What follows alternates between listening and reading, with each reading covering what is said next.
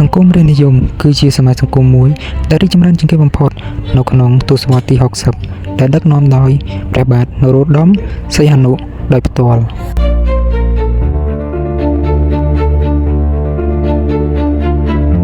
តើហេតុអ្វីបានជាសង្គមរាស្ត្រនិយមត្រូវដួលរលំ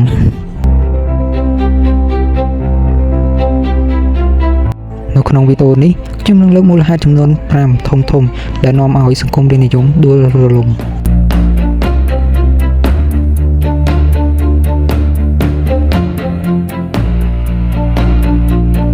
ទី1សង្គ្រាមត្រជាក់មនោគមទាំងពីរអូសទាញកម្ពុជាធ្លាក់នៅក្នុងសង្គ្រាមប្លុកសេរីនិងប្លុកកុម្មុយនីសទី2វិបត្តិសង្គមអំពើពុករលួយបកពួកនិយមលបែងស៊ីសង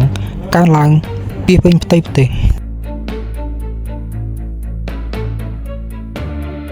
ទី3វិបត្តិនយោបាយប្រជាក្រិតមិនចំទិសដៅបណ្ដាលឲ្យធ្លាក់ចូលក្នុង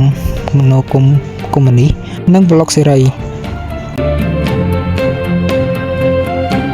សហរដ្ឋជួយដល់ប្រទេសថៃនិងយួនខាងត្បូងបង្កអសន្តិសុខតាមព្រំដែនកម្លាំងកុម្មុយនីសខ្មែរក្រហមបង្កអសន្តិសុខលើផ្ទៃដីដែលខ្លួនកាន់កាប់ប្រទេសថៃបានជួយដល់ខ្មែរសេរីដោយផ្ដល់ឲ្យកសាងជំរំទ័ពប៉ុលពតនយោបាយប្រជាក្រិតមិនអាចទប់ស្កាត់ទប់ទល់នឹងការលុកលុយពីសំណាក់ប្រទេសមហាអំណាចនិងពុំអាចមានលទ្ធភាពការពារខ្លួនឯងក៏ដួលរលំ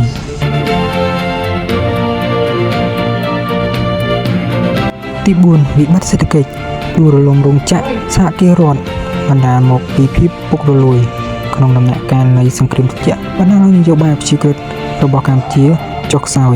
សហរដ្ឋអាមេរិកផ្ដល់ជំនួយក្នុងទិសដៅចិញ្ចឹមពួកស្ដាំនិយមប្រឆាំងនឹងព្រះបាទនរោត្តមសីហនុជួយដល់វិស័យនយោបាយដោយពួកមន្ត្រីអ្នកមានអំណាចពុករលួយប្រទេសថៃវៀតណាមខាងត្បូងបានប្រឆាំងយ៉ាងចំហដោយបិទព្រំដែនសេដ្ឋកិច្ចវិស័យកសិកម្មឧស្សាហកម្មពាណិជ្ជកម្មមានការអន់ថយដោយសារអំពើពុករលួយ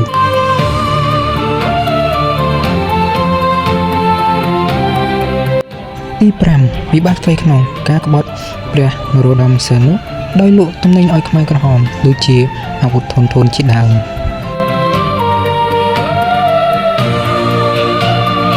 ទាំង5ចំណុចនេះហើយតែធ្វើឲ្យសង្គមរាស្ត្រនិយមដួលរលំយ៉ាងឆាប់រហ័សរយៈពេលខ្លី